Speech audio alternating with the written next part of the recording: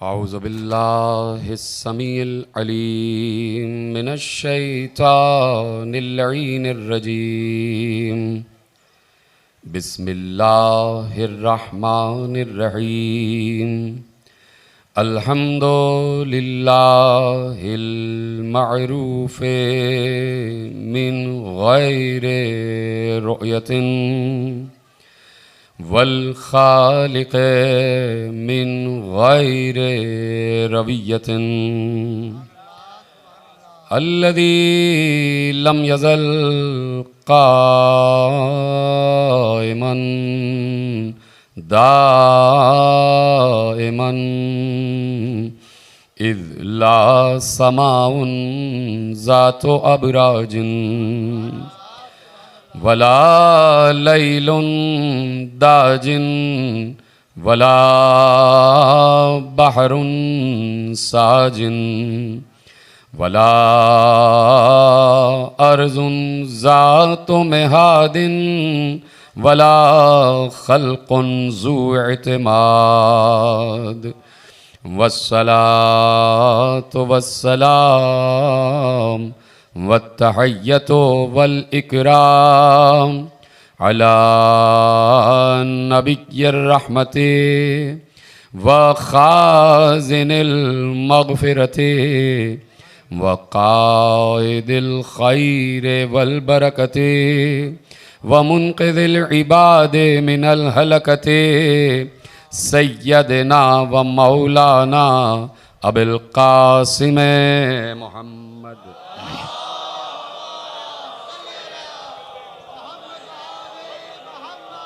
व अहले बैतिहि तय्यबीन अत्ताहिरीन अल मासूमीन अल मज़लूमीन अल मुंतखबीन अल मुंतजबीन अल्लज़ीना अज़हबल्लाहु अन्हुमुर रिज्सा व तहरहुम तत्हीरा।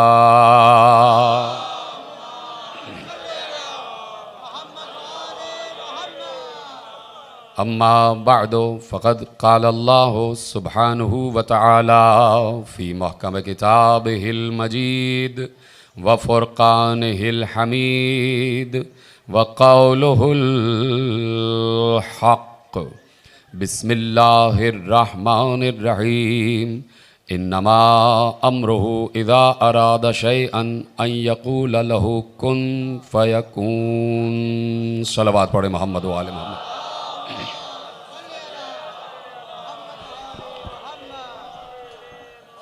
परवरदिगार आलम का शुक्र है कि उसने हमें अली की विलायत के ज़रिए अपनी विलायत से मुत्तसिल करार दिया है और उसने हमें किसी और की विलायत का पाबंद करार नहीं दिया। और इस बात की तरफ कुरान में भी खुलकर इशारा फरमा दिया कि जो मेरे बनाए हुए के अलावा किसी को बना ले तो यकीनन वो दायरा इस्लाम में भी नहीं है, दायरा ईमान में भी नहीं।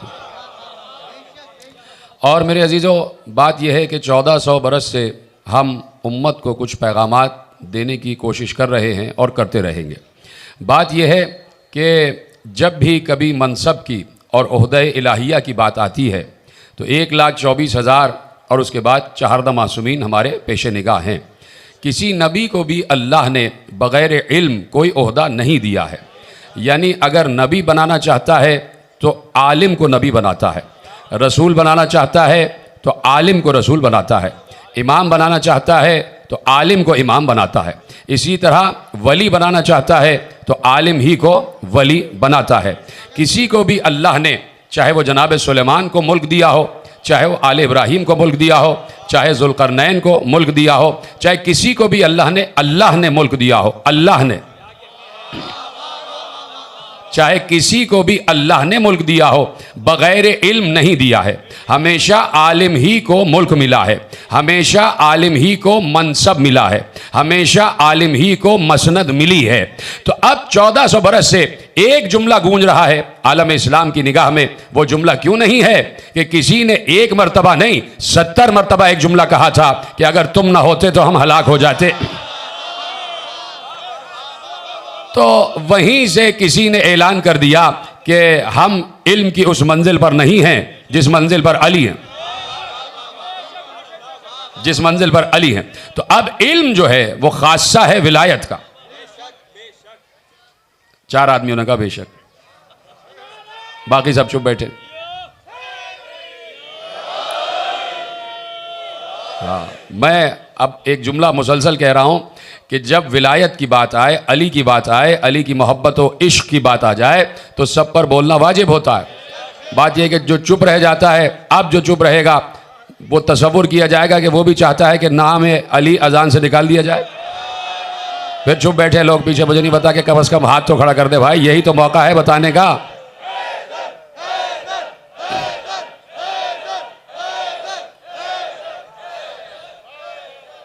है मेरे साथ बात शुरू की जाए। हक के अली की बात पे सबको बोलना वाजिब है या नहीं, पहले तो ये बता दे। तो सिर्फ ये नहीं कि ये मिंबर पे बैठा हूं तो मेरी जिम्मेदारी है, आप जहां बैठे हैं उसे मिंबर बना लीजिए। तो पीछे वाले हजरात मेरे साथ रहते हैं कि नहीं, आगे वाले भी बोलें और पीछे वाले भी बताएं मुझे कि बातें पहुंच रही हैं। इसलिए कि पैगंबर ने गदीर में सिर्फ आगे वालों को मुखातिब नहीं किया था, पीछे वालों को भी मुखातिब किया था, समझे। और सबकी जिम्मेदारी लगाई थी, सिर्फ किसी मौलवी, किसी खतीब, किसी जाकिर, किसी आलिम की नहीं। गदीर में मौजूद 1,24,000 दोस्तों से कहा था जो यहां मौजूद है वो उनको बताए जो मौजूद नहीं है, और क़यामत तक बताते रहना। यानी अली की बात आ जाए तो चुप बैठना फिर हराम हो जाता है। तो अब हमें कारे हलाल करना है।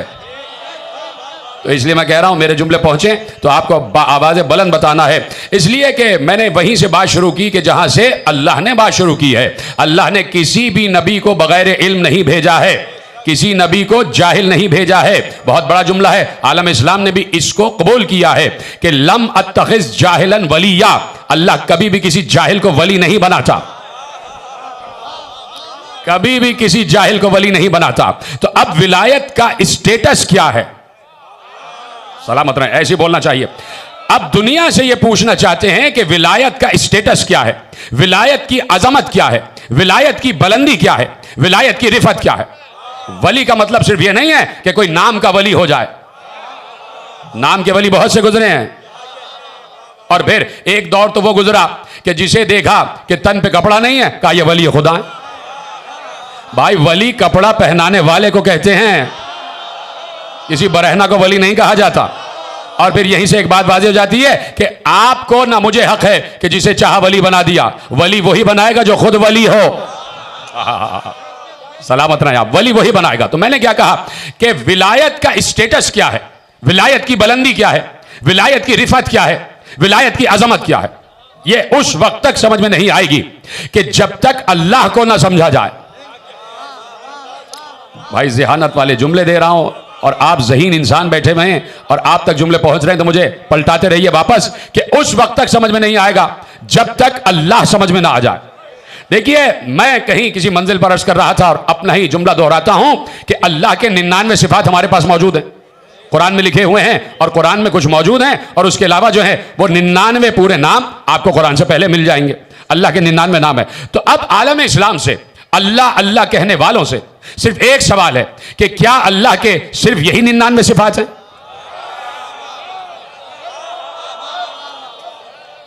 तौहीद हमसे सीखी जाए, और आज सीखी जाए और कल भी सीखी जाए, ठीक है। तो क्या सिर्फ अल्लाह के यही 99 सिफात हैं? तो अगर कोई कहता है हां, तो इसका मतलब है कि वो नाम के अल्लाह को पुकार रहा है, उस अल्लाह को नहीं पुकार रहा जो लामहदूद है। अगर 99 में महदूद कर दिया तो जो महदूद हो जाए वो अल्लाह नहीं है, जो महदूद हो जाए वो अल्लाह नहीं है। ये 99 क्या हैं? कहा भाई ये 99 वो हैं कि इंसानों की तमाम जरूरियात, इंसानों की तमाम जरूरियात इन्हीं 99 ही से पूरी हो रही हैं। यानी जितने सिफात की इंसानों को जरूरत है उतने सिफात के जरिए से वो हम पर जाहिर हो गया, और वो इन्हीं 99 में पूरी हो रही हैं। यानी हमें इससे बढ़कर कोई और जरूरत, कोई हाजत है ही नहीं। तो जितना हमारा दायरा कार है उतने दायरा कार की के सिफात में वो हम पर जाहिर हो गया। तो अब हमें क्या जरूरत है? हमें रिस्क की जरूरत है, वो राज़िक़ है। हमें शिफा की जरूरत है, वो शाफी है। हमें बहुत से मामलात में उसके इक्तिफा की जरूरत है, वो काफी है। वो हवा दे रहा है, वो खला दे रहा है, वो सांसें दे रहा है, वो खल्क कर रहा है, वो रिस्क दे रहा है। हम गुनाह करते हैं, हमें माफी देने की जरूरत है, वो गफ्फार है। हम ऐबदार हैं और हम चाहते हैं हमारे ऐब जाहिर ना हो जाए, वो सत्तार है। ठीक है, ये सारे सिफात कि जिसके तहत ये कायनात इंसानों के जरिए चल रही है, वो 99 ही में पूरे हो रहे हैं। अब उसके अलावा कौन सी सिफात है, वो आज तक मुल्ला तक पहुंचे ही नहीं जानता अल्लाह को। वो बहुत से सिफात हैं जो अभी जाहिर ही नहीं हुए, बहुत से सिफात हैं जो जाहिर नहीं हुए। देखिए, जुमला जरूरी है कहना। मासूम ने इरशाद फरमाया कि तौरात में अल्लाह के 350 नाम मौजूद हैं, ज़बूर में अल्लाह के 350 नाम मौजूद हैं जो तौरात से हट कर हैं, इंजील में अल्लाह के वो 350 नाम मौजूद हैं तो जो तौरात तो ज़बूर से हट कर हैं, और कुरान में अल्लाह के वो 350 नाम मौजूद हैं जो इन तीनों से हट कर हैं। ठीक है, तो अब ये 4 आसमानी किताबें, इनमें 1400 अल्लाह के नाम हैं। अब तीनों को तो हटा दो,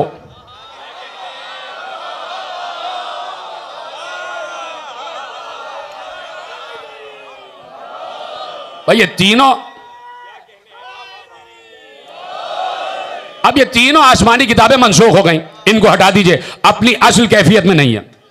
तो यह जाहिर सी बात है अल्लाह की निगाह में वो मनसूख हो जाता है कि जिसे उम्मत अपने हाथ में ले ले।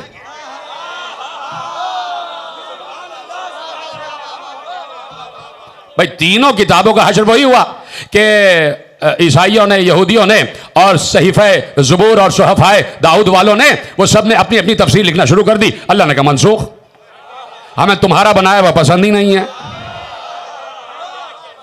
अब चौथा जो है, जो इल्म है, उसे कयामत तक जाना है। तो मैं अब 3 की बात नहीं करता, इसलिए कि वो असल कैफियत में तीनों किताबें हमारे पास मौजूद नहीं है। कुरान तो है ना घर में, और हाफिज़े कुरान भी है घरों में। ठीक है, हर घर में कहीं ना कहीं कोई ना कोई हाफिज़ कुरान है, और कहीं ना कहीं कोई ना कोई मुफस्सिर कुरान भी है, कोई ना कोई कहीं ना कहीं मुतरज्जिम कुरान भी है। तो मैं खुसूसियत के साथ मुतरज्जिम कुरान और हाफिज़ कुरान से मुसलसल उठते बैठते, खड़े खड़े बैठे कुरान पढ़ने वालों से एक सवाल करना चाहता हूं कि 350 नाम अल्लाह के कुरान में मौजूद हैं, जरा निकाल के दिखाओ, है तुम्हारी निगाह में? भाई हम अपने मसलक का नाम कुछ और रख लेंगे, 350 नाम निकाल के दिखाओ। अल्लाह के 350 नाम कुरान में मौजूद हैं। ना किसी मुल्ला को नजर आता है, ना किसी मौलवी को नजर आता है, ना किसी मुतरज्जिम को, ना किसी मुफस्सिर को। नाम मौजूद हैं।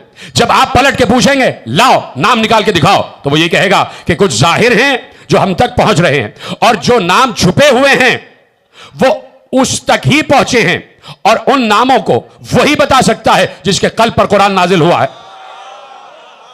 तो भाई 1400 बरस से यही बताने की कोशिश कर रहे हैं कि हर आयत में अली छुपा हुआ है, सिर्फ वही बता सकता है जिसके कल्ब पर कुरान नाजिल हो।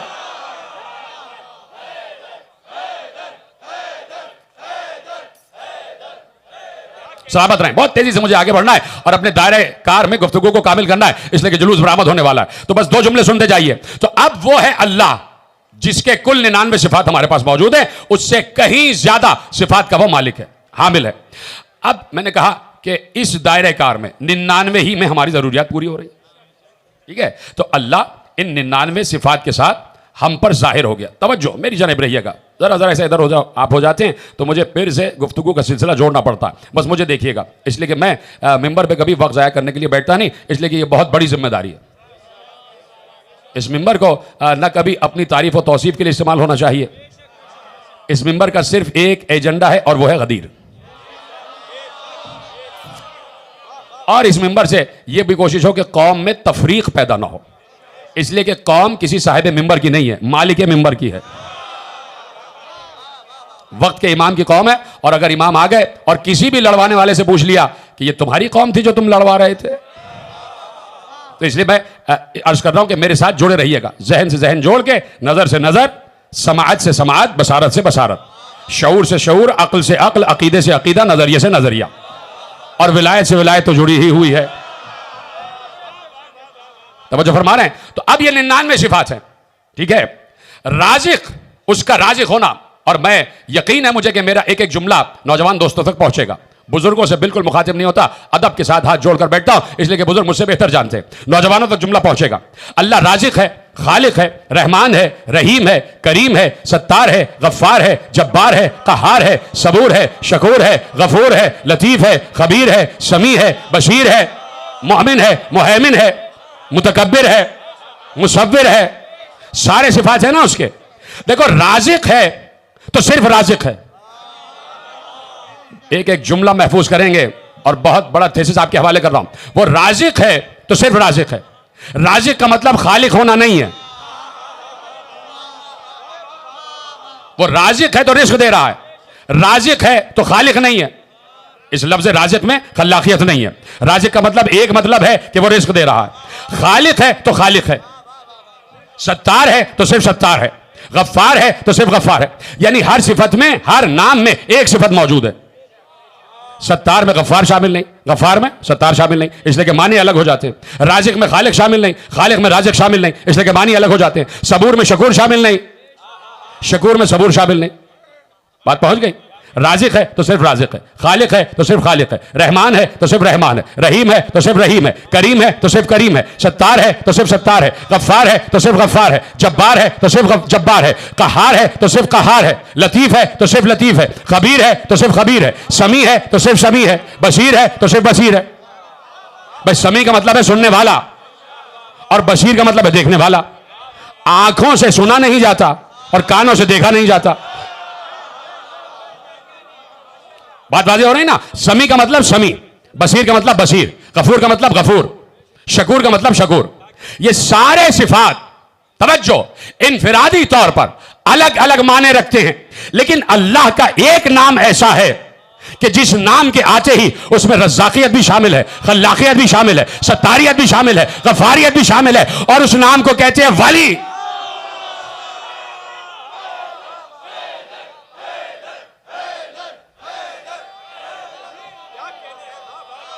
सलामत रहें जिसने जुमला महफूज किया।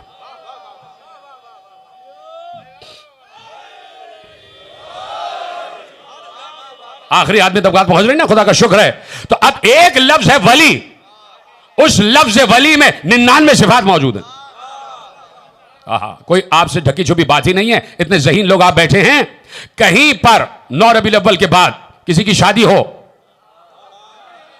इसलिए कि हम उनमें से नहीं हैं कि आले मोहम्मद के घर में गम हो और हम शादियाने पीटते फिरें, ठीक है। तो किसी घर में शादी हो तो अब पहला लफ्ज होगा, जब लड़की की तरफ से निकाहनामा आएगा तो क्या कहा जाएगा? क्या वली की इजाजत है? और इससे बड़ा जुमला ही मेरा रख, क्या वली की इजाजत है? तो ये वली कौन है? हर घर में एक वली होता है। इनकार करो, अपने बाप की विलायत से तो इनकार करके दिखाओ। कह दो हमारा बाप वली है, हमारे शनाख्ती कार्ड से वली का नाम हटा दिया जाए। बड़े शनाख्ती कार्ड के तस्करे हो रहे हैं। समझो है? तो भाई हर घर का एक वली होता है, उसे गार्जियन कहते, उसे सरपरस्त कहते, और उस वली को बड़ी अजमत और उस वली को बड़ी मरकजी हैसियत हासिल होती है घर में। घर में अगर 6 बच्चे हैं, औलाद अगर 6 है, तो उन 6 की जरूरियात पूरी करना इस वली पर वाजिब है। अब किसी और तरफ ले गए, बात कहीं और जा रही है। वहां पे आ जाइए आप, जहां मैं आपको लेके जाना चाह रहा हूं। घर का वली बाप होता है, बाप। अगर घर में 6 या 8 औलादे हैं तो सबकी जरूरियात इससे वाबस्ता है। बच्चा पड़ोसी से जाके नहीं कहता कि खालू मुझे फीस चाहिए, पड़ोसी से नहीं कहता कि भाई पप्पी मुझे खाना चाहिए, जो भी जिसको भी कह ले।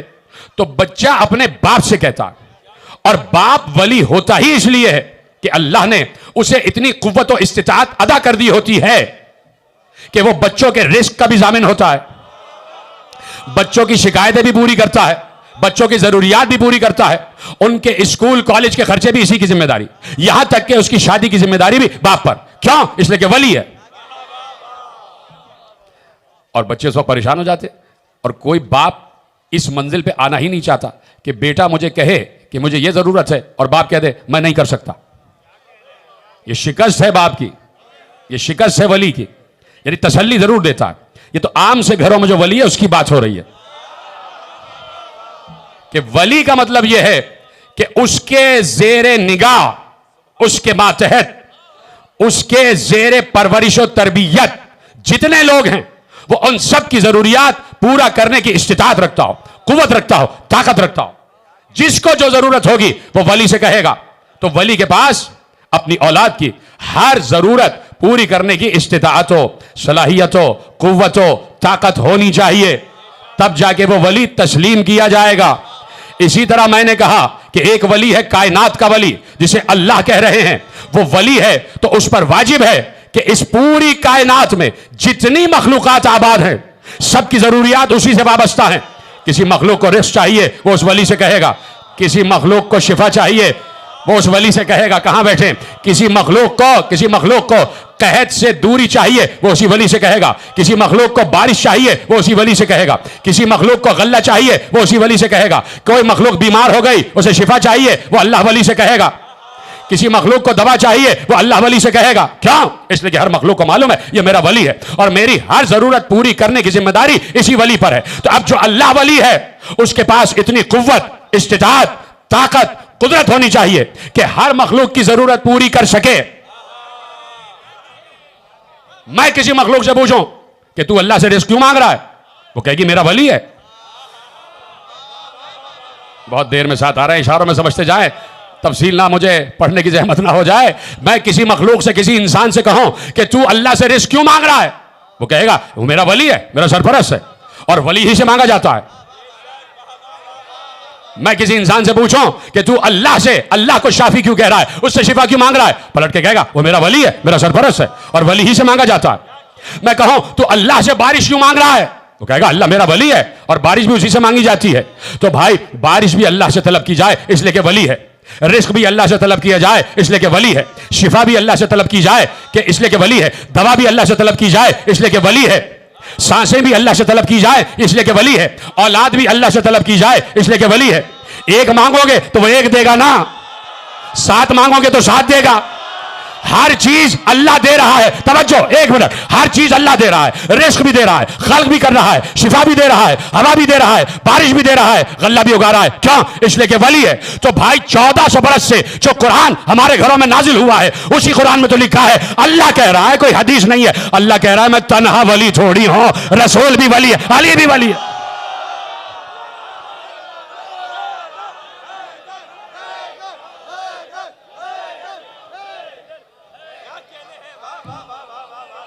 पहुंच गई बात? 1400 बरस से कुरान की आयत पुकार पुकार कर कह रही है कि तन्हा मैं वली नहीं हूं।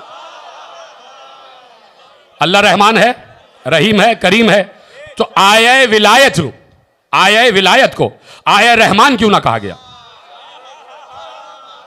यह भी कह सकता था ऐ ईमान वालो अल्लाह तुम्हारा रहमान है, यह भी कह सकता था ऐ ईमान वालो अल्लाह तुम्हारा राज़िक है, जो कि है। ये भी कह सकता था ईमान वालो अल्लाह तुम्हारा खालिक है, जो कि है। वली क्यों कहा? क्या परवरदिगार इन 99 में सिर्फ एक सिफत कहा मिले, बाकी 98 तुझमें नहीं है? तो यहीं से बात वाज़ेह हो जाएगी कि भाई एक में सब शामिल हैं, एक सिफत में सारे सिफात शामिल हैं। तो अब लफ्ज़ वली का मतलब यह है कि कायनात में जितनी मखलूकात हैं, सबकी जरूरियात उसी से वाबस्ता, और पुकारो तो उसी को पुकारो। तो अल्लाह कह रहा है मैं तन्हा वली नहीं हूं, मेरा रसूल भी वली है। आयत यह है कि इन्नमा वलियुकुमुल्लाह व रसूलुहु, यह है ना आयत, बेशक तुम्हारा वली अल्लाह है और उसका रसूल। आयत यही है, अभी उठा के पढ़ लीजिए, व रसूलुहु, और उसका रसूल तुम्हारा वली है। भाई मेरा अपना जुमला है कि रसूल 313 हैं। कौन से रसूल की बात हो रही है? आयत में उस रसूल का नाम ही नहीं है, जरा सी आवाज बढ़ाइए। आयत में उस रसूल का नाम ही नहीं है, सिर्फ यह कहा कि तुम्हारा वली उसका रसूल है, अल्लाह का रसूल। अल्लाह के रसूल 313 हैं। पूछो मुल्ला से कौन सा रसूल? नूह भी रसूल है, इब्राहिम भी रसूल है, मूसा भी रसूल है, ईसा भी रसूल है। 313 रसूल हैं और यह सेहा में लिखा हुआ है, अरबा से नहीं पढ़ रहा, सित्ता से पढ़ रहा हूं, सित्ता से पढ़ रहा हूं, अरबा से नहीं पढ़ रहा, सित्ता में लिखा हुआ है 313 रसूल है। 313 रसूल है। कौन सा रसूल? नाम तो है ही नहीं। और आप कहते हैं कि कुरान में जो ना हो वो बिदअत होता। आप ही कहते हैं भाई। तो यहां नामे रसूल तो है ही नहीं। कौन सा रसूल? क्या अल्लाह ये कह रहा है कि तुम्हारा वली नूह है? तो भाई रसूल है नूह, तो मान लो। क्या अल्लाह ये कह रहा है तुम्हारा वली इब्राहिम है? इब्राहिम रसूल है, मान लो। क्यों नहीं मानते इब्राहिम की विलायत को? क्यों नहीं मानते मूसा ईसा की विलायत को? जब अल्लाह कह रहा है तो अब रसूल का नाम नहीं है, 313 रसूल है। कौन सा रसूल? सवाल अपनी जगह रुका हुआ। सवाल अपनी जगह यह है कौन सा रसूल? आलम इस्लाम से सवाल है।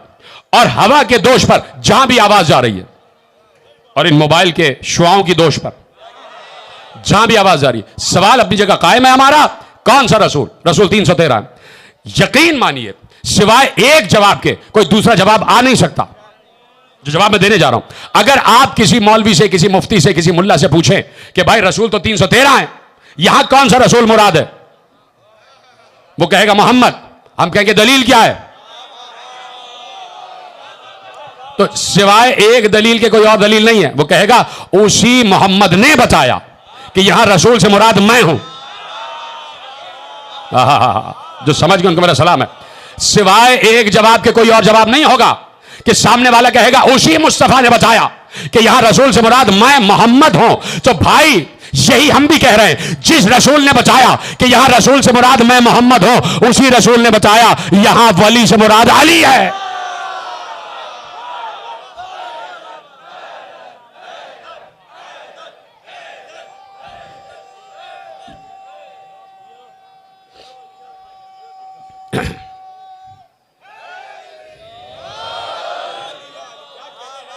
भाई उसी रसूल ने बताया कि यहां नमाज में ज़कात देने वाले से मुराद अली है।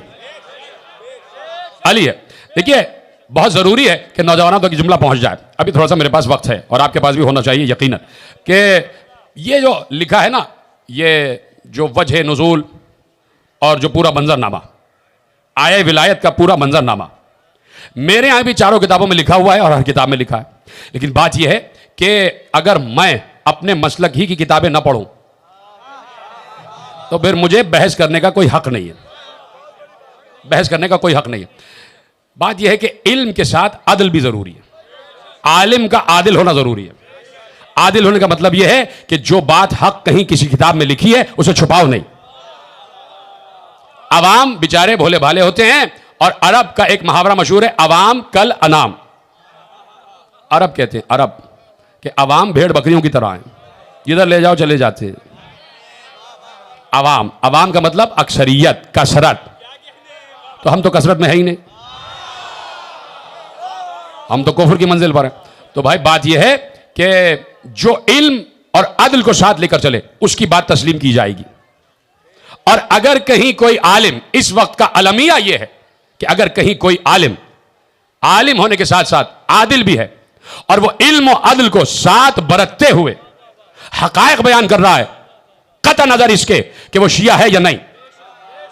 तो आपने देख लिया कि 20 सफर को दाता दरबार में क्या हुआ कि मुफ्ती हनीफ कुरैशी को तकरीर नहीं करने दी गई। क्यों? इसलिए कि अहले बैत का तस्करा करता।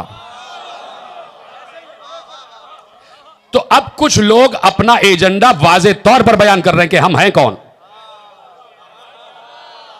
वाज़े तौर पर। तो अब देखना यह है कि कौन हक की तरफ है और कौन हक का मुखालिफ है। जो हक के सामने आ जाए वो यकीनन बातिल है। जुमला ये नहीं था, आगे बढ़ रहा हूं। तो अब किताबों में लिखा हुआ है और इजाजत है आपकी। तो देखिए सवाइक़ मुहर्रक़ा आपके घर में है, इब्न हजर मक्की सवाइक़ मुहर्रक़ा। एक बहुत बड़ी किताब है तफसीर कश्शाफ, जारुल्लाह ज़मख़शरी। एक बहुत बड़ी किताब है तफसीर कबीर सयूती। एक बहुत बड़ी किताब है यनाबीउल मवद्दत। एक बहुत बड़ी किताब है अर्जुल मतालिब। ये सारी वो किताबें हैं जिसमें आया विलायत का नुज़ूल लिखा हुआ है। बड़ी आसानी से आपने सुना भाई। मुझे देखते रहिए, जाहिर सी बात है कुछ लोग परेशान होते हैं, इधर उधर चले जाते हैं। आप मुझे देखते रहिए, मुझे देखते रहिए कि भाई ये वो किताब महफूज हो गए ना हवाले। सवाइक़ मुहर्रक़ा, तफसीर कश्शाफ, तफसीर कबीर, तफसीर औसत, मुअजम औसत, अर्जुल मतालिब, यनाबीउल मवद्दत, ये सारी हवाले दे दिए कि नहीं दे दिए? अब मैं सारे हवाले छोड़कर साहिब तफसीर कबीर अल्लामा जलालुद्दीन सयूती, इजाजत है बात पढ़ी जाए? मैंने कहा ना कि अपनी किताबें मैंने पढ़ी नहीं है और मैं लगा के हटा दो नाम। लगा कहने के हटा दो नाम, किताबें पढ़ी नहीं है। वो लिखते हैं, साहिब तफसीर कबीर लिखते हैं कि मस्जिद है नबी की, यानी मस्जिद नबवी है, और ऐसे में कुछ लोग बिखरे हुए बैठे हुए हैं, यकीनन मस्जिद में नबी भी मौजूद है, और ऐसे में एक साइल आ गया और दरवाजा मस्जिद पे खड़ा हो गया और खड़े होकर कहा, लाओ मुझे कुछ ज्यादा राह चाहिए, अल्लाह के नाम पे दो, अल्लाह के नाम पे दो। तो बात यह है कि कोई जमात का वक्त नहीं था, कुछ इधर बैठे थे, कुछ उधर बैठे थे, कुछ उधर बैठे थे। कहा भाई अल्लाह के नाम पे मुझे कुछ दो, किसी ने नहीं दिया। दूसरी बार उसने कहा अल्लाह के नाम पे मुझे कुछ दो, किसी ने नहीं दिया। तीसरी बार उसने कहा अल्लाह के नाम पे मुझे दो, किसी ने नहीं दिया। ये सारे अल्फाज लिखे साहिब तफसीर कबीर ने। एक बार उसने अल्लाह की तरफ रुख किया, आसमान की तरफ, कहा परवरदिगार मैंने तेरे रसूल की मस्जिद में तेरे नाम पर मांगा, कोई नहीं दे रहा। साल तो फी मस्जिद रसूल, मैंने मस्जिद रसूल में तेरे नाम पर तुझसे सवाल किया है, कोई नहीं दे रहा। जैसे ही साहिब तफसीर कबीर कहते हैं, जैसे ही साहिल ने जुमला कहा, अली उस वक्त रुकू में थे।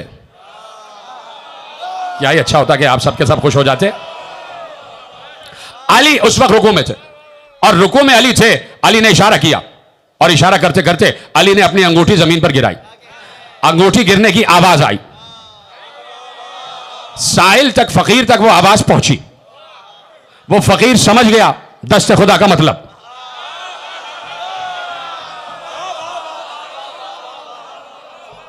समझ गया, दौड़ता हुआ आया, उसने अंगूठी उठाई और चला गया। अली नमाज तमाम कर रहे थे।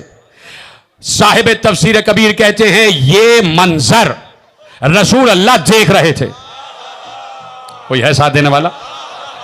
ये मंजर रिसालत में आप देख रहे थे कि अली ने अंगूठी गिराई है और साहिल आया है और अंगूठी उठा के चला गया और दुआ देता हुआ गया।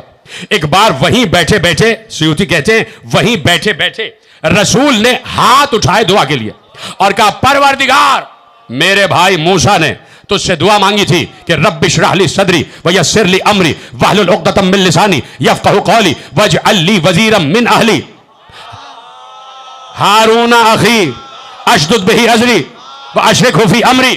कहा ए परवरदिगार मेरे भाई मूसा ने, पैगंबर कह रहे मेरे भाई मूसा ने तुझसे दुआ मांगी थी कि रब्बि इश्रह ली सदरी, परवरदिगार मेरे सीने को कुशादा कर दे, मेरे जबान की गिरह को खोल दे, मेरे कौल को आसान बना दे और मेरे लिए एक कमर की ताकत करार दे,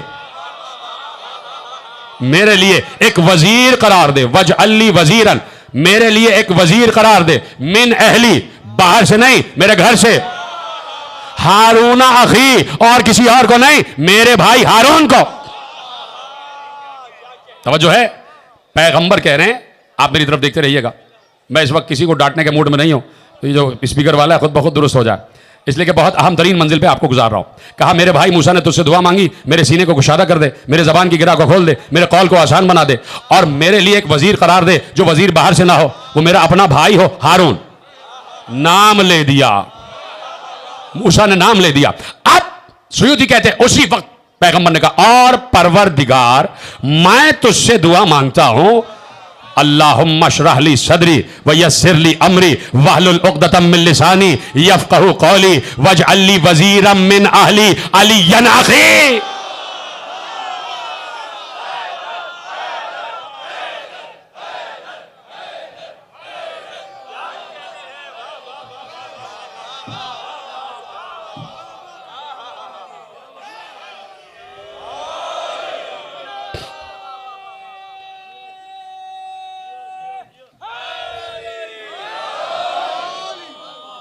तवज्जो फरमाइए आपने ना।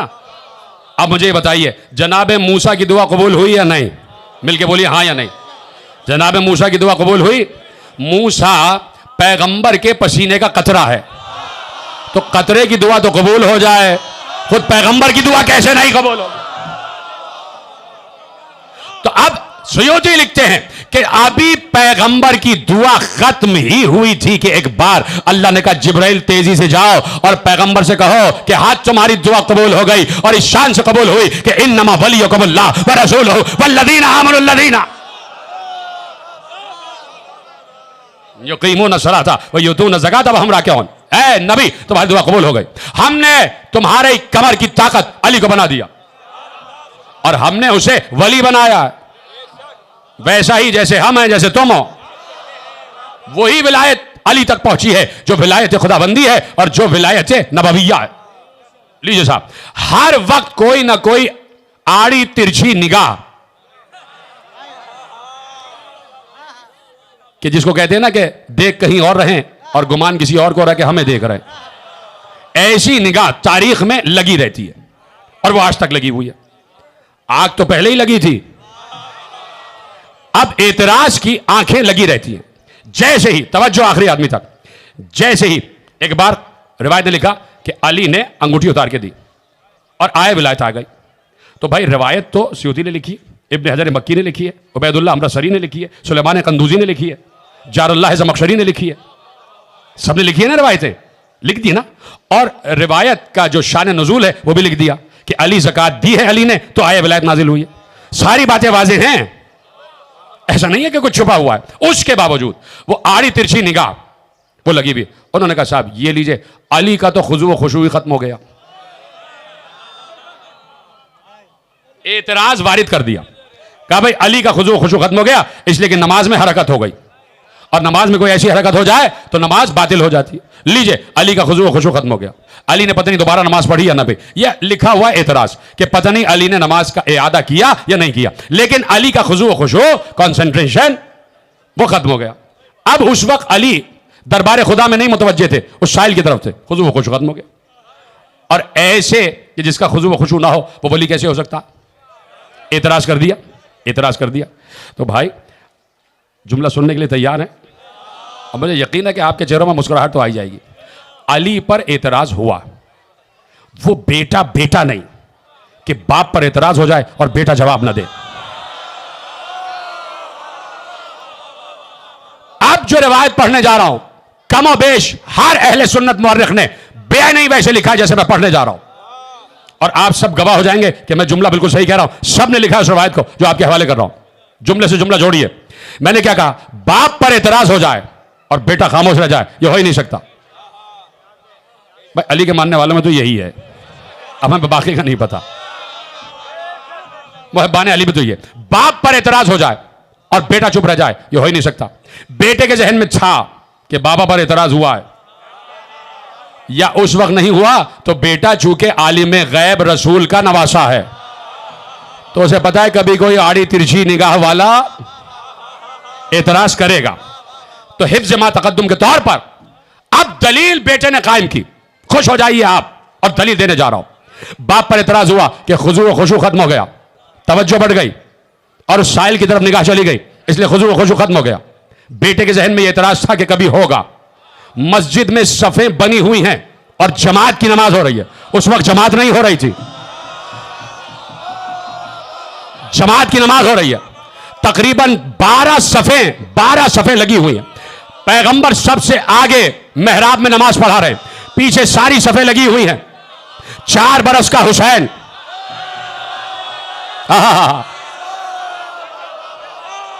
हुजरे से बरामद हुए, सारी सफ़ों को पार करते करते करते करते पुश्ते रसूल पे बैठ गए, पुश्ते रसूल पे बैठ गए। पैगंबर ने सजदे को तूल दिया, 70 मरतबा कहा सुभान रब्बियल आला व बिहम्दिही, सुभान रब्बियल आला व बिहम्दिही। 7 मरतबा तस्बीह पढ़ने वाला रसूल 70 मरतबा दोहरा रहा है। क्यों? सजदे से सर क्यों नहीं उठा रहे? भाई रसूल सजदे से सर क्यों नहीं उठा रहे? इसलिए कि रसूल को पता है कि हुसैन बैठे हुए हैं, रसूल को मालूम है कि हुसैन बैठे।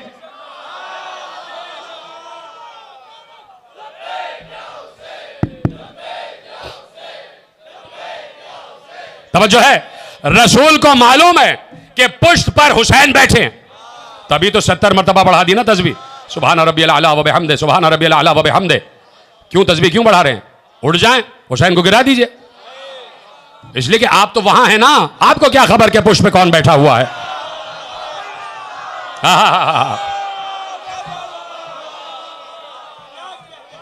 हिकमत रिसालत व विलायत के तहत, हिकमत तौहीद के तहत हुसैन हुजरे से निकले, पुश्ते रसूल पे बैठे।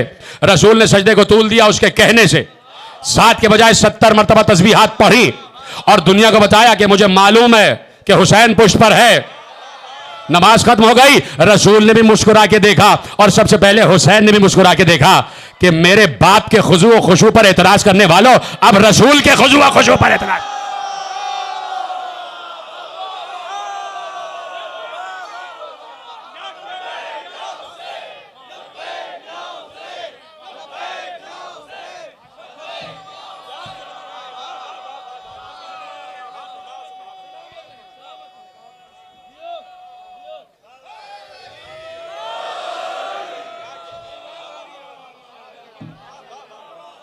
पहुंच गई ना बात?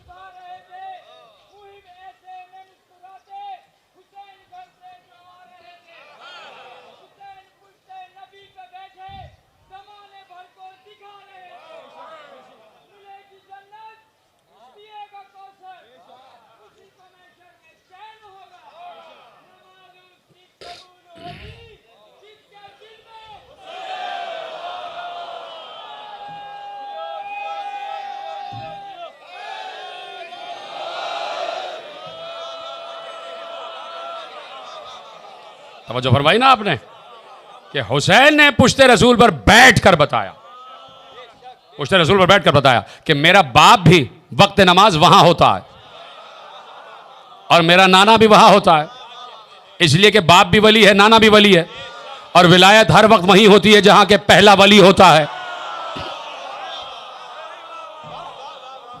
विलायत हर वक्त मेराज पर होती है, विलायत मेराज से हटती नहीं है। भाई तुम्हारा सजदा तो मोमिन की मेराज हो जाए, तुम्हारा सजदा तो मोमिन की मेराज हो जाए, और रसूल का सजदा देखिए इतने जलीलुल कद्र, इतनी जलीलुल कद्र पुश्ते मौजूद थी।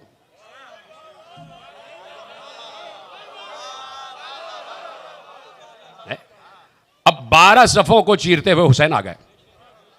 जो सबसे पीछे थी सफ थी, वो सब के सब, रिवायत में लिखा है, मैं अपनी तरफ से नहीं कह रहा, रिवायत में लिखा है कि जब तूल हो गया सजदे को तो कुछ लोग जरा जरा सी गर्दन उठा के देख रहे थे कि क्या हुआ क्या हुआ।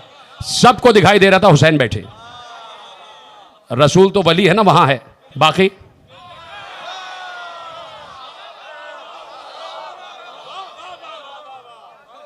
इसको कहते हैं हुसैन का सदका, सबकी कबूल हो गई।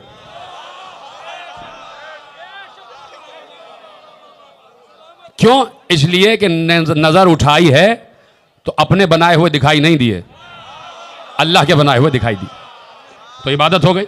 जिनका देखना ही इबादत है, जिनकी तरफ देखना ही इबादत है, ठीक है। अब वो आ गए। अच्छा, किसी को भी ये क्या लफ्ज कहूं कि किसी को भी ये जुर्रत ना हुई, इसके अलावा कोई लफ्ज नहीं, कि वो एक मर्तबा सजदे से सर उठाता और बड़े प्यार से, बड़े इश्क से, बड़ी चाह से, बड़े प्यार वाले लहजे में कहता, हुसैन नीचे आ जाइए, हुसैन नीचे आ जाए। किसी सहाबी ने हुसैन को नहीं उतारा, हुसैन पुष्प पर बैठे रहे, है ना, बैठे हुए हुसैन। और अब मैंने क्या कहा कि इतनों को पार करते हुए आ गए, रिसालत माप के पुष्प पर बैठ गए। तो अगर इजाजत हो तो एक कुछ पेश कर दो, कोई चीज, कि भाई जवाब क्या हो अगर ये कभी सवाल उठे। जवाब, मुझे देखते रहिएगा, जवाब क्या हो अगर ये कभी सवाल उठे कि और लोग भी मस्जिद में महवे सजदा थे। 6 मिसरे पेश कर रहा हूं। जवाब क्या हो अगर ये कभी सवाल उठे कि और लोग भी मस्जिद में महवे सजदा थे तो उनकी पुश्त पे शब्बीर क्यों ना बैठ गए। मेरे सवाल का शायद यही जवाब आए, ये उनकी पुश्त पे कैसे सवार हो जाएं जो रन में पुश्त दिखाकर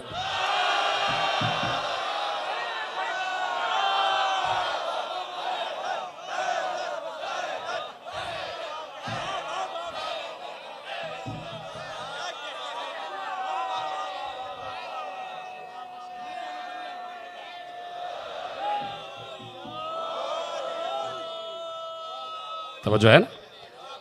तो अब पुश्त पर हैं हुसैन, और नाना ने बताया कि हुसैन का मर्तबा यही है जो मैं दिखा रहा हूं कि पुश्त रिसालत पर मकाम विलायत है। पुश्त रिसालत मकाम विलायत है, और कभी दोष रिसालत मकाम विलायत है। काबे में अली को अपने दोष पर बुलंद करके बताया कि रिसालत के दोष पर विलायत बुलंद होती है। तो विलायत की बुलंदी देखना हो तो दोष रिसालत देखो। इसका मतलब है कि अभी तक दुनिया को दोष रिसालत की बुलंदी ही का नहीं मालूम। ठीक है, अब जब तक तुम रसूल को अपने जैसा कहते रहोगे तो जितना कद आपका,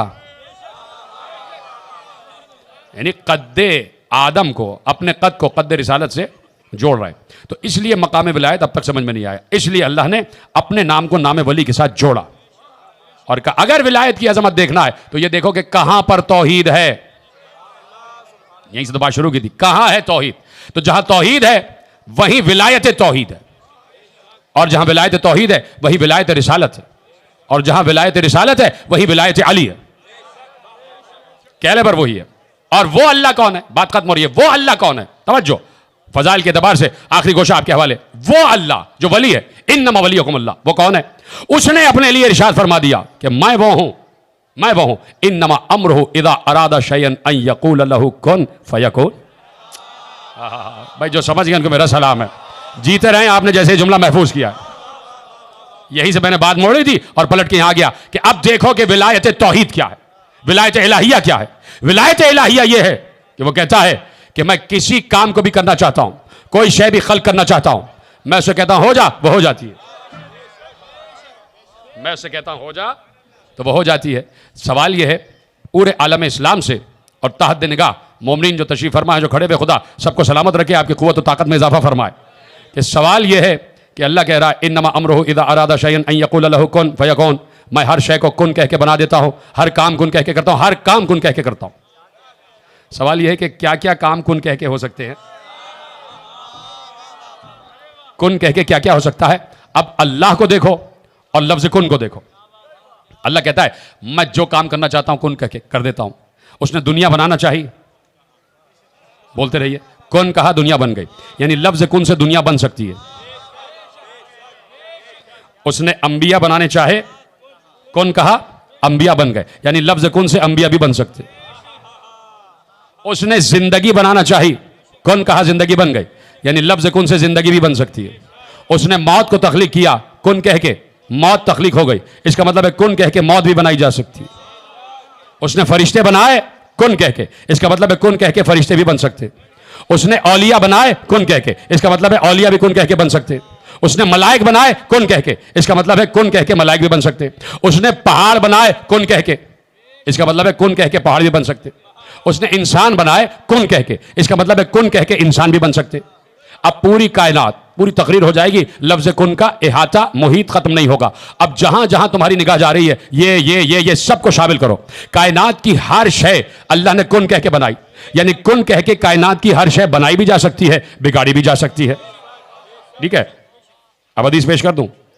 एक बार शिया सुन्नी सब ने मिलकर लिखा कि पैगंबर ने इरशाद फरमाया अब्दी अतिअनी हत्ता अजअलका मिसली अक़ूलु लिशैइन कुन फयकून तक़ूलु लिशैइन कुन फयकून। ऐ मेरे बंदे, तू मेरी इताअत का हक अदा कर दे, जैसे मैं चाहता हूं वैसे वैसे तू करता चला जा, और जब तू मेरी इताअत का हक अदा कर देगा तो मैं तुझे कुन का मालिक बना दूंगा। सलामत रहे आप। शिया सुन्नी सबने लिखा, ऐ मेरे बंदे, तू मेरी इताअत का हक अदा कर, और जब तू मेरी इताअत का हक अदा करेगा तो मैं तुझे कुन का मालिक बना दूंगा। ये कौन कह रहा है? ये कोई आम सा इंसान नहीं कह रहा कि जो अपना वादा करके तोड़ दे। ये अल्लाह कह रहा है। और अल्लाह कह रहा है कि ए मेरे बंदे, खत्म हो रही है बात और जुमला आपके हवाले और सरशार हो जाएंगे आप कि ए मेरे बंदे, तू मेरी इताअत का हक अदा कर, यहां तक कि मैं तुझे अपने जैसा बना लूं। मैं कहता हूं कुन तो हो जाता है, तू भी कहेगा कुन तो होता चला जाएगा। ठीक है, अब सिर्फ शर्त यह है, मालिक कुन बनने की शर्त अल्लाह ने आयत की है कि मेरी इताअत करो, जैसे मैं चाहता हूं वैसे वैसे करते चले जाओ। ठीक है, अब तसव्वुर करो एक बंदा कि जिसने अल्लाह के हुक्म के मुताबिक पूरी पूरी जिंदगी गुजारी हो, एक एक लम्हा गुजारा हो, एक एक लहजा गुजारा हो, यानी सांसें भी उसकी मर्जी से ली हो, पानी भी उसकी मर्जी से कैसे पीने को कह रहा है वैसे पी रहा हो, निवाले भी उसकी मर्जी के मुताबिक तोड़ रहा हो, चल भी रहा हो कि कदम कितने बढ़ाने हैं। एक बंदा तसव्वुर करो, है ऐसा कि जो एक बंदा उसने अपना हर लहजा, हर नफस, हर लम्हा इताअत खुदा में बसर किया। जब हो गया बसर तो अब इस बंदे का हक है कि परवरदिगार से कहे, परवरदिगार क्या मैंने तेरी इताअत का हक अदा किया? अल्लाह कहेगा किया, तो बंदा कहेगा परवरदिगार अपना वादा पूरा कर। तो अब अल्लाह पर वाजिब है कि वो उसे उसके सिले में, उसकी इताअत के सिले में उसे कुन का मालिक बना दे। बना देगा ना, उसके लिए कोई मुश्किल बात नहीं है, इसलिए कि वो हमारे तुम्हारी तरह का थोड़ी है कि हम कहें कि कुछ रख लो कुछ दे दो, उसके लिए कोई मसला नहीं है। वो ये नहीं कहता कि मेरे खजाने में कमी हो जाएगी। एक बंदे ने इताअत का हक अदा किया तो अब उस पर वाजिब है कि वो उसे कुन का मालिक बनाए। अब तलाश करो ना वो बंदा, हाय हाय हाय हाय भाई, अब तलाश करो वो बंदा, तलाश करो वो बंदा कि जिसने इताअत खुदा का हक अदा किया है, जो चला है तो अल्लाह की मर्जी से, जो रुका है तो अल्लाह की मर्जी से, जिसने खाया है तो अल्लाह की मर्जी से, जिसने पिया है तो अल्लाह की मर्जी से, जिसने लिबास पहना है तो अल्लाह की मर्जी से, जो बोला है तो अल्लाह की मर्जी से, जो चुप रहा है तो अल्लाह की मर्जी से, जिसने सांसें ली हैं तो अल्लाह की मर्जी से।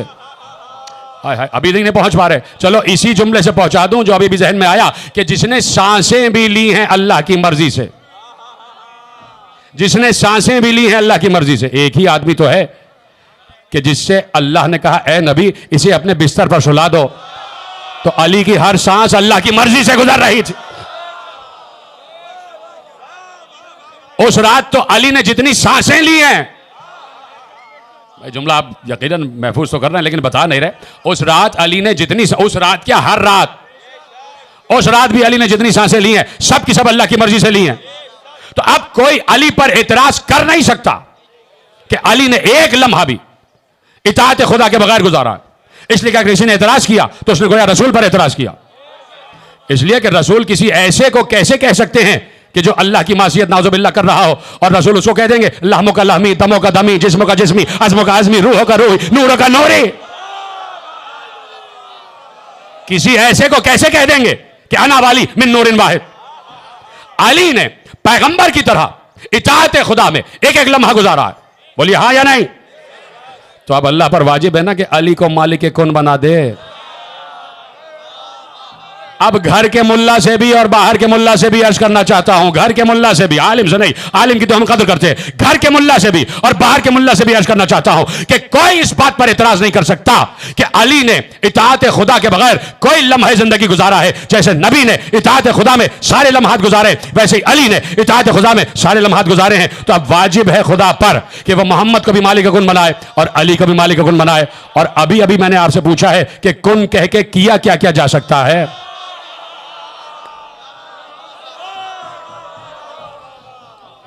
जो है मेरे साथ उनको दुआएं हैं, जो चुप रहेगा उनके लिए भी दुआएं हैं।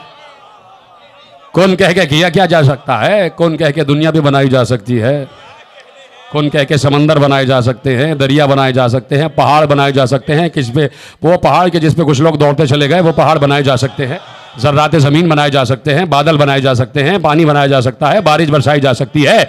कौन कह के जिंदा को मुर्दा किया जा सकता है, मुर्दा को जिंदा किया जा सकता है। कौन कह के औरत को मर्द, मर्द को औरत बनाया जा सकता है।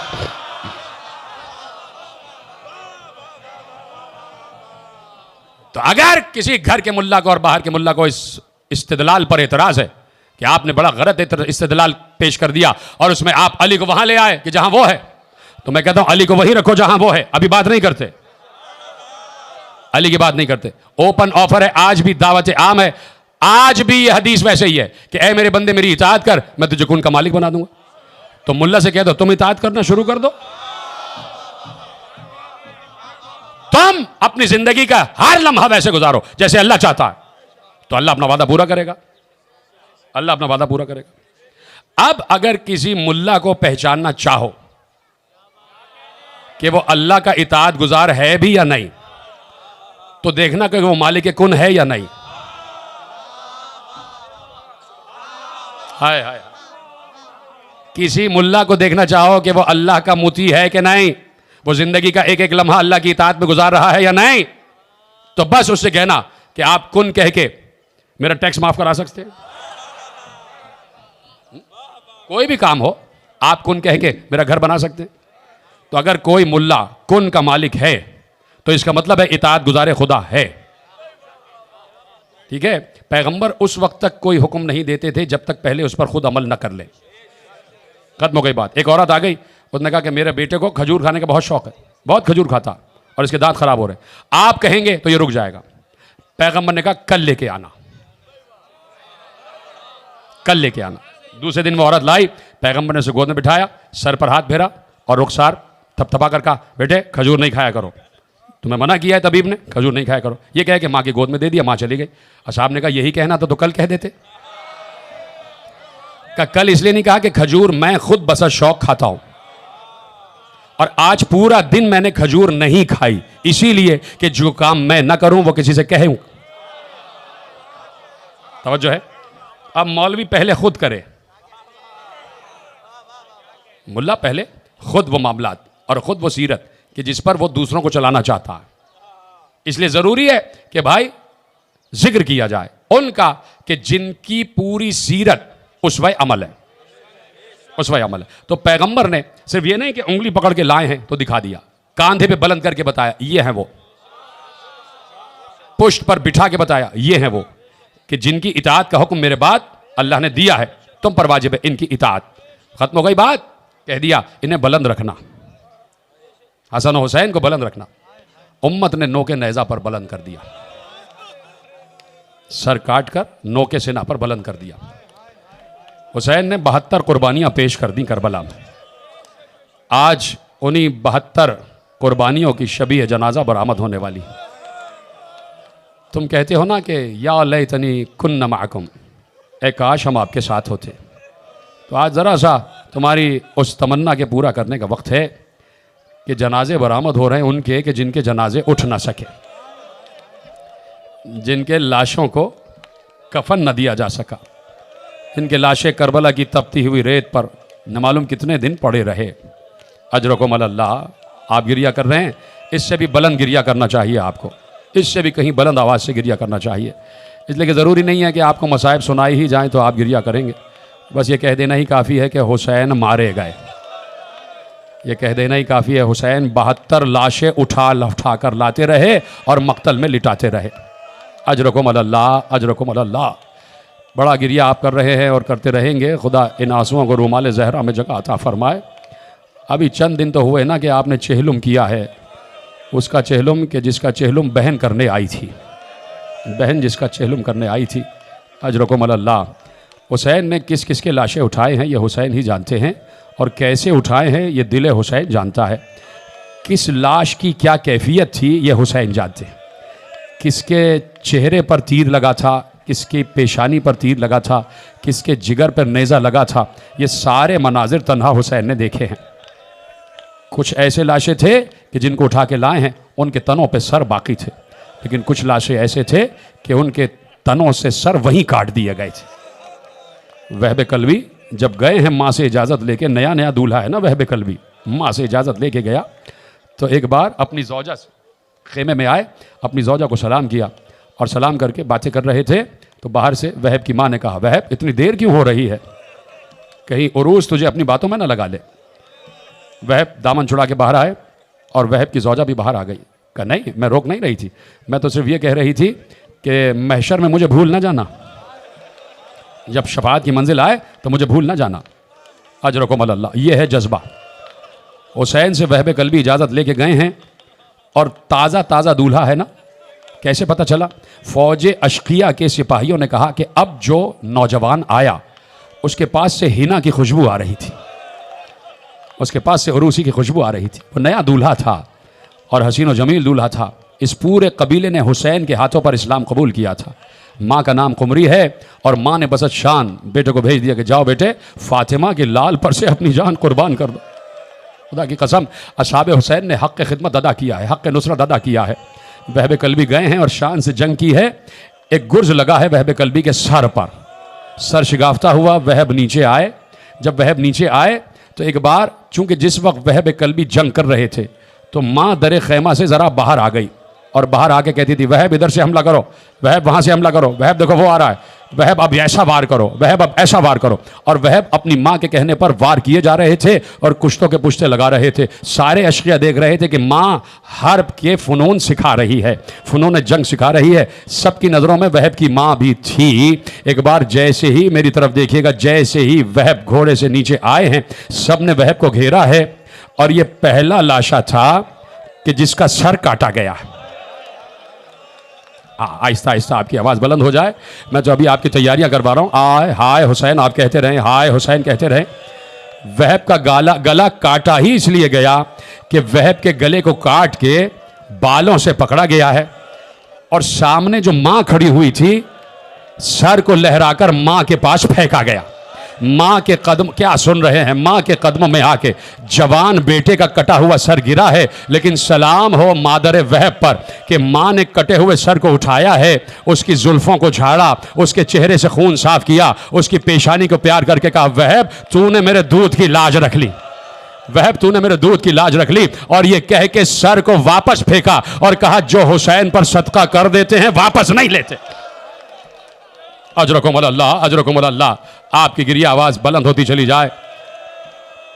खालिद बिन अब्दुल्ला गए, आ गए, अब्दुल्ला बिन खालिद गए, लाशा लेके आ गए। एक एक शहीद जा रहा था और हुसैन लाशें लेकर आ रहे थे। ज़ुहैर कैन का लाशा भी आ गया, हबीब इब्ने मज़ाहिर का लाशा भी आ गया, मुस्लिम इब्ने औसजा का लाशा आ गया। लेकिन मुस्लिम इब्ने औसजा की लाश जो आई है, तो तमाम असहाब पर अब सलाम करना वाजिब है कि असहाब के दिल में मोहब्बत हुसैन किस मंजिल मेराज पर थी कि जैसे ही तड़पती हुए लाशे को लाए हैं ना हुसैन, मक्तल में लिटा दिया। अभी आखिरी सांसें थीं जो इब्ने औसजा की आखिरी सांसें थीं। एक बार हुसैन ने सरे मुस्लिम को उठाया। मुझे अगर देखना है तो रोते हुए चेहरे के साथ देखें। जब आप खामोश चेहरे से देखते हैं तो मुझे लग रहा है कि जैसे आपको इन बातों पर यकीन नहीं है। मुझे जो देखे वो ऐसे ना देखे जैसे कोई किस्सा कहानी सुन रहा है। सब करबलाई लोग बैठे, मुझे किसी के चेहरे पर खामोशी नजर ना आए। मुझे देखना है तो रोते हुए देखो, अगर रोते नहीं सकते तो गर्दन झुका लो। मैं कोई किस्सा कहानी नहीं पढ़ रहा हूं। मुस्लिम अपने औसजा के सर को उठाया, अपने जानू पे रख लिया। हुसैन अपने हाथों से मुस्लिम के सर को सहला रहे थे। उस वक्त हबीब इब्ने मज़ाहिर सराहने खड़े होकर पूछने लगे, मुस्लिम, गो के चंद लम्हों बाद मैं भी तुमसे मुल्हिक होने वाला हूँ, मेरा लाशा भी उठाने वाला है मेरा मौला, लेकिन शरीयत का हुक्म है जाते जाते घर वालों के लिए कोई वसीयत करना हो तो कर जाओ, अपने अहल अयाल के लिए कोई वसीयत करना हो तो कर जाओ। उस वक्त भी यह है अंसार हुसैन का जज्बा। रावी ने लिखा, मेरा कलेजा फट गया कि उस वक्त मुस्लिम इब्ने औसजा ने लरसते हुए अपनी अंगुश्त शहादत को उठाया और हुसैन की तरफ रुख कर कर कहा, या हबीब उसी का बेहादल मजलूम, ऐ हबीब मेरे बाद मेरे मजलूम आका का ख्याल रखना। अजरकुम अल्लाह, मातम करते जाए, मातम करते जाए, मेरे बाद मेरे मजलूम आका का ख्याल रखना। ऐसे में मुस्लिम इब्ने औसजा की रूह परवास कर गई। मुझे देखते रहना, बस 5 या 7 मिनट हैं और मुझे मसाइब पढ़ना है, इसलिए कि 72 ताबूत बरामद हो रहे हैं। जिसके मसाइब पढ़ सकता हूं आप गिरिया करते चले जाइए, मातम करते जाएं, हाय हुसैन कहते जाएं। अभी मुस्लिम इब्ने औसजा की रूह परवास की ही थी, हुसैन ने आंखें बंद की, मक्तल में लिटाया। अभी हुसैन उठा ही चाहते थे, देखा सामने से एक खैमे का पर्दा हटा, एक 8 या 9 बरस का बच्चा बरामद हुआ। उसके हाथ में बड़ी सी तलवार थी और वो तलवार जमीन पर खत देती हुई जा रही थी। वो बच्चा तेजी से दौड़ता हुआ मैदान जंग की तरफ दौड़ता हुआ जा रहा था। हुसैन ने कहा, अब्बास जरा बच्चे को जल्दी से लेके आ जाओ, ऐसा ना हो छोटा बच्चा है कहीं घोड़ों की टापों में आके कुचल ना जाए। अब्बास आगे बढ़े, मचलते हुए बच्चे को उठाया। वो बच्चा मचल रहा था, आका मुझे जाने दे, आका मुझे जाने दे, आका मुझे मैदान जंग में जाने दे। अब्बास मचलते हुए बच्चे को लाए, हुसैन की गोद में दिया। हुसैन ने सीने से लगाया, अपने जानू पर बिठाकर रुखसार चूम कर कहा, किसके बेटे हो, किसके बेटे हो, किसके बेटे हो। बच्चे ने रोकर कहा, यह सामने जिसका लाशा पड़ा है, मैं मुस्लिम इब्ने औसजा का बेटा हूं। हुसैन चीख मार के रोए, बच्चे को सीने से लगा कर कहा, ए बेटे, तुम्हारी मां के लिए क्या तुम्हारे बाप का ही गम कम था कि तुम भी जा रहे हो? बच्चे ने रोते हुए कहा, आका, उसी मां ने तो तलवार दे के भेजा है, उसी मां ने तो तलवार दे के भेजा है। जाओ फातिमा के लाल पर कुर्बान हो जाओ। एक एक नासिर ने हक के शजाअत अदा किया है, हक के शजाअत अदा किया। देखो, मातम किया करो, मातम में बुखल ना किया करो, मातम में बुखल ना किया करो। 5 या 7 मिनट हैं मेरे पास, अगर इंतजामिया इजाजत दे रही है, एक वाकया पढ़ना चाहता हूं मातमियों के लिए, मुझे इजाजत दे देना, तुम्हारा मातम रुके नहीं।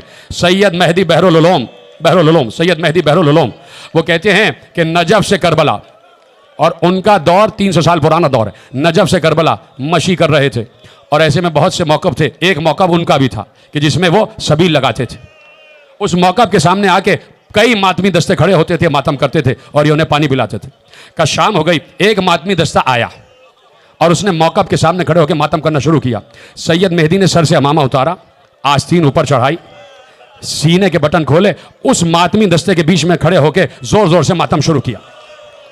कभी सीने का मातम, कभी मुंह का मातम, कभी सर का मातम, और रोते जाते थे और मातम करते जाते थे, जब तक वो संगत, वो अंजुमन, वो मातमी दस्ता मातम करता रहा। सैयद मेहदी बहरुल उलूम भी मातम करते रहे। वो दस्ता आगे बढ़ गया, ये आके बैठ गए। शागिर्दों ने पूछा, उस्ताद, इतने मातमी दस्ते आए, किसी के साथ खड़े होकर आपने मातम नहीं किया, इसके साथ क्यों खड़े हुए? कहा, तुम्हें पता है, इस दस्ते में मेरे वक्त का इमाम भी मातम कर रहा था, इसलिए कह रहा हूं मातम को हल्का ना समझना। इस दस्ते में मेरे वक्त का इमाम। दूसरा, अभी बिल्कुल करीब का हवाला सुन लो।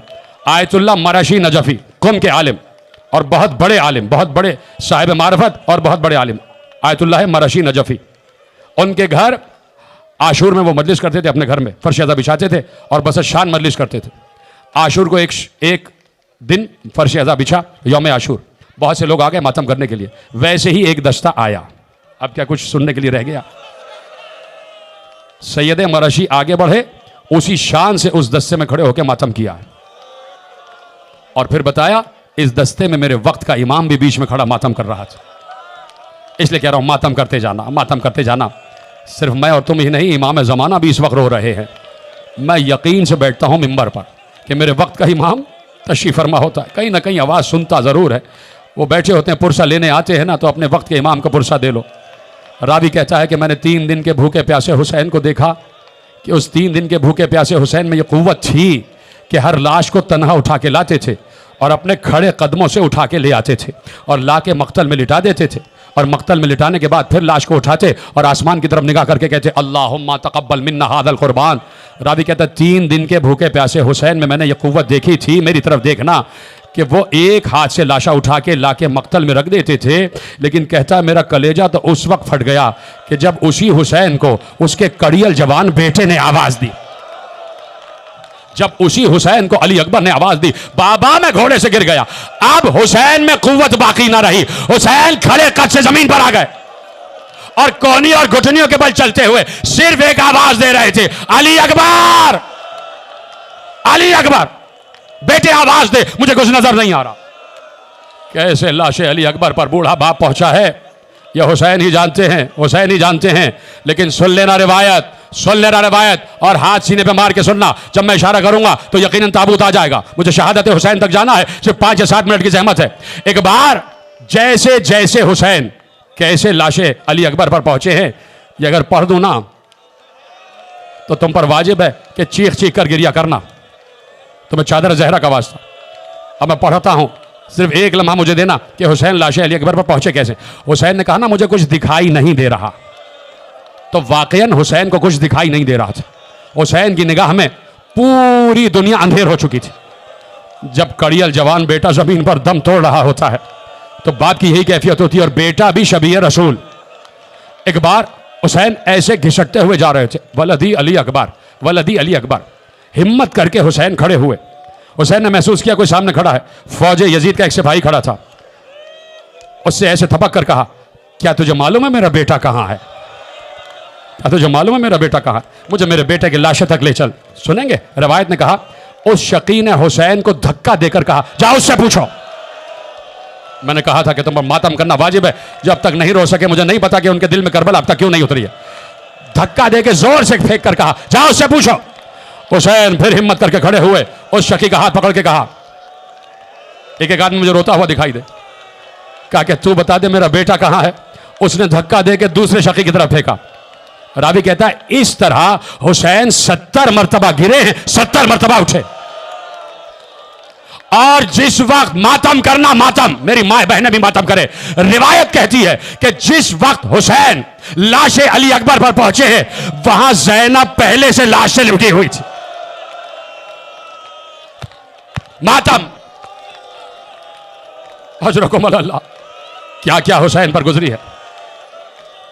सुना के दूसरा जुमला, जिस वक्त कासिम ने गिरकर आवाज दी, चचा मैं गिर गया, इधर से अब्बास चले, उधर से हुसैन चले। मेरे मौला का यही तो जुमला है ना ज़ियारत नाहिया में कि सलाम हो उस शहीद पर जिसकी दाएं पसलियां बाएं बाएं दाएं में। हुसैन पहुंचे कासिम की लाश पर, देखा लाश बिखरी हुई है, कासिम की लाश बिखरी हुई है। हुसैन ने दोस्त से हवा उतारी, लाश के टुकड़े जमा करना शुरू किए। लेकिन हुसैन जिस वक्त लाश के टुकड़े जमा कर रहे थे, हुसैन ने महसूस किया कि कोई और भी है मेरी पुश्त पर जो मेरे साथ मेरी मदद कर रहा है। जैसे ही पीछे मुड़ के देखा सियाह नकाब में मलबूस अम्मा खड़ी हुई है। ऐ मेरे लाल, क्या क्या सितम तुझ पर हो, मातम करो मातम। हुसैन एक एक शहीद के लाशों को लाए, आना मोहम्मद ने गिर के आवाज दी, दो भाइयों ने दो भाइयों के लाशों को उठाया, लेके आ गए। और उस वक्त ज़ैनब ने सजदा शुक्र अदा किया कि परवरदिगार तूने मेरी कुर्बानियां कबूल कर ली। खत्म हो रही है बात। एक कुर्बानी जो सबसे बड़ी कुर्बानी थी, नहीं उससे पहले एक लफ्ज़ तो सुन लो ना कि अलमदार ने जब गिर कर आवाज दी है तो ये नहीं कहा आका मेरी मदद कीजिए, सिर्फ यही कहा आका मेरा आखिरी सलाम। मेरे मौला अब्बास, गाजी अब्बास पर हमारी सैकड़ों जाने कुर्बान हो जाए, मौला आप पर आखिरी सलाम। हुसैन ने कमर को थाम कर कहा, अब्बास तो मेरी कमर की ताकत ले गए। उसी तरह झुके झुके पहुंचे हैं। पहली मर्तबा किसी चीज से ठोकर खाई है। अब जो नीचे देखा, अब्बास का दायां शाना कटा हुआ पड़ा था। हुसैन क्या गिरिया कर रहे, यही हक है गिरिया का। हुसैन ने दायां शाना उठाया, आगे गए, बायां शाना कटा हुआ पड़ा था। भाई के अपने बाजू के दो कटे हुए बाजू उठाए, पहुंच गए लाशा अब्बास पर। अब्बास ने सिर्फ यही कहा, आका आप मेरा लाशा खेमे में न ले जाइएगा, इसलिए कि सकीना प्यासी है, बच्ची दर खैमा पर इंतजार कर रही है। मेरे मौला ज़ैनुल आबिदीन ने कहा, वो तो मेरे मौला ने इसलिए कह दिया कि मेरे मौला, मेरे चचा अब्बास को ये पता था कि आका मेरा हुसैन 72 लाशें उठा उठा के थक चुका है, अब अपने बराबर के भाई का लाशा ना उठेगा। तो अब्बास नहीं चाहते थे कि हुसैन को जहमत दी जाए, इसलिए कहा कि सकीना प्यासी है, मेरा लाशा खैमे में न ले जाइएगा। खत्म हो गई बात।